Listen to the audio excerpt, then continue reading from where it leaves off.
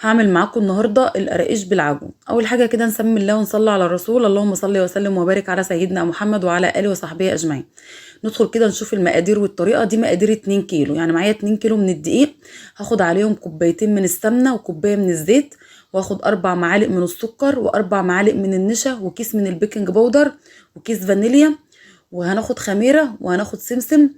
اول حاجه كده جبت كوبايه ميه دافيه، خدت فيها معلقتين من الخميره وخدت الاربع معالق سكر كده، نزلت بهم مع الخميره وهدوبهم كده في الميه كويس. ممكن تحطي طبعا السكر على الدقيق، بس انا حبيت ان انا احطه كده مع في الميه عشان يدوب. بعد كده هنسيب الخميره تتفاعل، وبعد كده هننخل الدقيق. زي احنا طبعا متفقين ان اي دقيق بتستخدميه في معجنات في اي حاجه لازم تنخليه عشان بيدي هشاشه للمعجنات بتاعتك. ده زي ما قلنا مقادير 2 كيلو. هقول لك بقى لو انت هتعملي كيلو واحد هتحطي عليه ايه. لو انت هتعملي كيلو واحد هتحطي كوبايه من السمنه ونص كوبايه من الزيت على الكيلو الدقيق، وهتحطي معلقتين سكر ومعلقه خميره ومعلقتين سمسم ومعلقه صغيره من البيكنج باودر. ولو انت عايزه بقى، وهنحط فانيليا، لو انت عايزه بقى تحطي شمر او ينسون. الطعم بقى ده يرجع لك انت. احنا هنحط النهارده بس فانيليا، مش هنحط لا شمر ولا ينسون ولا اي حاجه. خلاص كده تمام.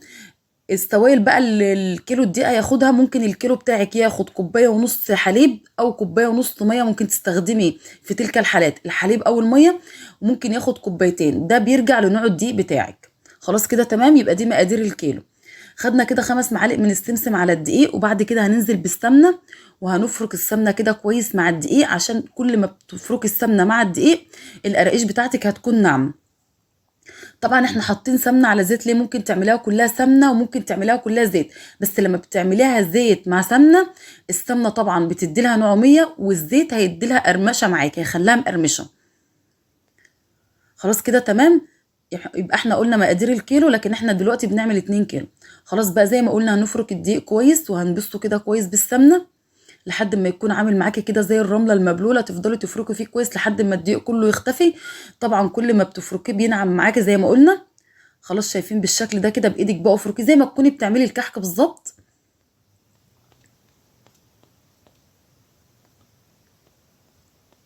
لو عجبتك الوصفه ما تنسيش تعملي لايك وشير وسبسكرايب وتفعلي الجرس. شايفين الخميره لما تفاعلت ما شاء الله بقت قد ايه. هنبدا بقى نعجنها كده كويس. لو عندك عجان بقى عجني في العجان. ونزلت بالحليب زي ما قلنا الكيلو خد معايا كوبايتين، ممكن ياخد معاكي كوبايه ونص. زي ما قلنا ده بيرجع للدقيق، يعني دوم 2 كيلو خدوا معايا 4 كوبايات من الحليب. لمي بقى العجينه وعجنيها، مش عايزين نعجن فيها فتره كبيره عشان ما تعملش معاكي عرق. خلاص هغطيها هسيبها ترتاح بس 5 دقايق. هسيبها على ما اعمل العجوه بس، يعني مش هسيبها اكتر من كده. انا بحب اخمرها في الصينيه، يعني مش ما تسيبهاش تختمر عشان لما تيجي تشكليها يبقى الشكل معاكي حلو كده. سيبها تختمر في الصواني بتاعتها. العجوه دي طبعا هعملها بالطريقه دي كده. جبت كيس تلاجة وفتحته كده نصين وهبدا افردها كده. لو العجوه بتاعتك ناشفه دي طريه، لو العجوه بتاعتك ناشفه هتجيبيها وتحطيها كده في طاسه على البوتاجاز وحط عليها شويه من الميه. الميه هتفك معاكي العجوه، لكن هي عشان طريه انا فردتها كده على طول. شايفين انا فردتها ازاي؟ بعد ما فردتها جبت كيس تاني وبدات افردها شويه كمان عشان تكون رفيعه معايا، ما يكونش السمك بتاعها تخين قوي. خلاص بالشكل ده كده هبدا اقطعها كده شرايح بالسكينه.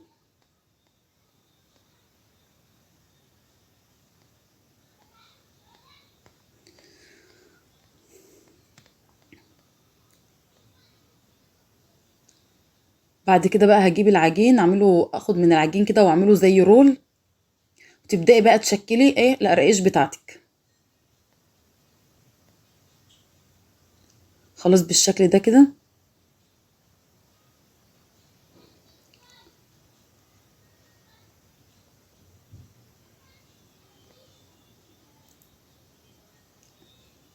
العجين الرول ده جه عريض شويه، بس بعد كده هنصغر ال- الرول بتاع العجين واحنا بنعمله. انت بتفردها كده زي رول، بتجيبيها وبتفردها بالشكل ده كده، وبعد كده بتحطي العجوه فيها وترجعي تفرديها كده على بالعجوه عشان تكون رقيقه معاكي، ما تكونش زي ما قلنا تخينه قوي ولا رفيعه قوي. خلاص بالشكل ده كده هنبدأ نقطعها بقى. قطعي بقى بقطاعة او بسكينة المتاح عندك قطعي بيه. خلاص انا بقول لكم ان انا هقطع بالقطاعة دي.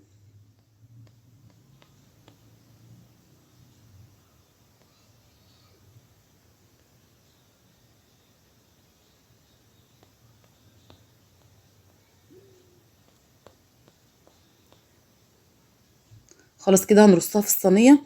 الصينية بتاعتك طبعا ما تدهناش اي حاجة خالص، هي القراقيش فيها المادة الدهنية بتاعتها، فمش محتاجة ان انت تدهني الصينية اي مادة دهنية.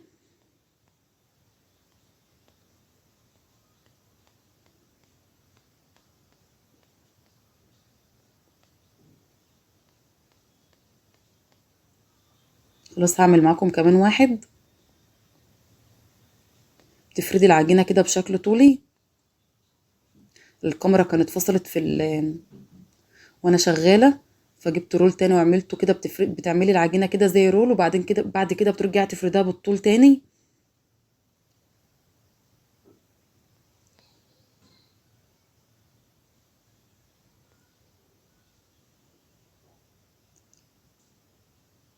هبدأ اسويها كده. لازم تسويها عشان يطلع الشكل معاكي مظبوط.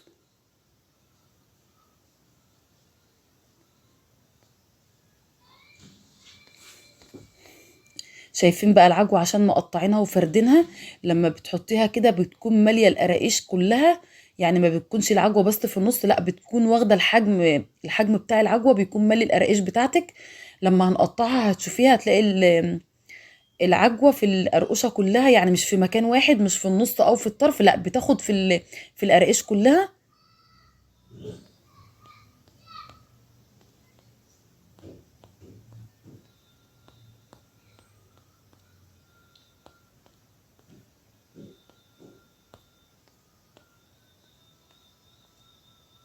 خلاص كده تمام. طبعا هنشغل الفرن مجرد ما تخمر. بعد ما تختمر تحس ان هي اختمرت كويس، هتشغلي الفرن بتاعك على درجة حرارة 180 لحد ما يسخن، وبعد كده تهدي الفرن.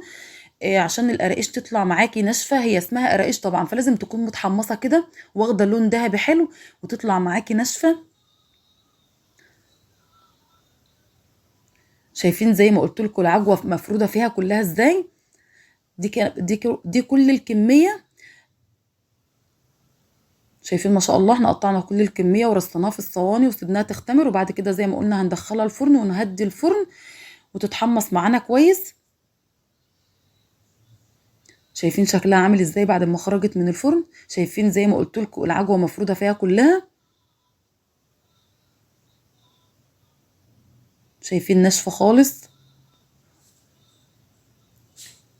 دي كانت وصفة النهاردة، يا رب اكون افدتكم. ان شاء الله تجربوها وربنا يحسن ما بين ايديكم. نشوفكم في وصفة جديدة على خير، ومع السلامة.